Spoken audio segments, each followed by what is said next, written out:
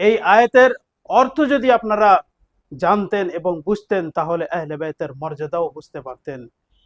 সেই আহলে বাইতের মর্যাদা কোথায় বয়ান হয়েছে? ময়দানে, মুবাহিলার ময়দানে। কেননা আল্লাহ পাক বলছেন, হে আমার দয়ার নবী, একটি যুদ্ধকে জয়ী করতে হবে। সে কেমন যুদ্ধ? লড়াই নয়, তলোয়ার নয়, তীর নয়, ধনুক নয়, বল্লক নয়, তবে এই আহলে বাইতের মর্যাদার মাধ্যমে সেই যুদ্ধকে জয়ী করতে হবে।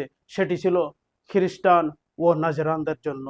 সেই আহলে বাইতের মর্যাদাকে আল্লাহ পাক তুলে ধরার জন্য আমার দয়ার নবীকে বললেন, হে দয়ার নবী, হে আমার রসুল, হে আমার মুজাম্মিল, হে আমার ইয়াসিন, হে আমার তাহা, আপনি নিয়ে যান আবনা আনা ও আবনা আকুম, নিজের বেটাদেরকে নিয়ে যান। ও নিসা আনা ও নিসা আকুম, নিসা আনা ও নিসা আকুম। এটি আপনাদেরকে বলে রাখি যে যদি একটি মেয়ে হয়, একটি যদি কন্যা সন্তান হয়, তখন এখানে আল্লাহ পাক কোরআনের ভিতরে ইউজ করতেন ইমরাআতুন, কিন্তু এখানে নিসা না ও নিসা হুকুম, মানে বহু বচন আল্লাহ পাক এখানে বলেছেন। তো সেই বহু বচনের মাধ্যমে আমার আপনার দয়ার নবী কি করলেন?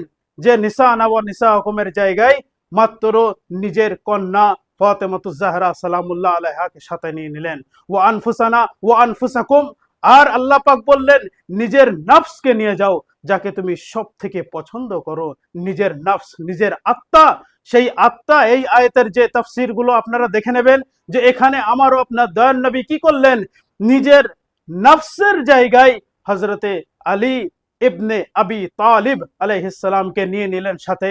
এখানে আপনাদেরকে একটি বলে দিই কথা, যে আল্লাহ পাক কি বলেছিলেন? যে সুম্মা নাফতাহিল ফানাজ আল্লাহনাতাল্লাহি আলাল কাযিবিন, মানে তারা ঝুটা, তারা মিথ্যাবাদী। এই মিথ্যাবাদীদের মোকাবেলা করতে গিয়ে আল্লাহ পাক তার নবীকে বললেন এমন জনদেরকে নিয়ে যাও তারা যেন সত্যবাদী হয়, কেননা মিথ্যাবাদীদের মোকাবেলা করতে হবে।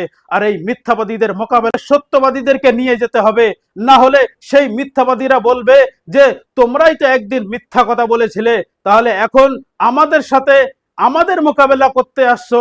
সেই জন্যে আল্লাহর রসুল সত্যবাদীদেরকে সাথে নিয়ে গেলে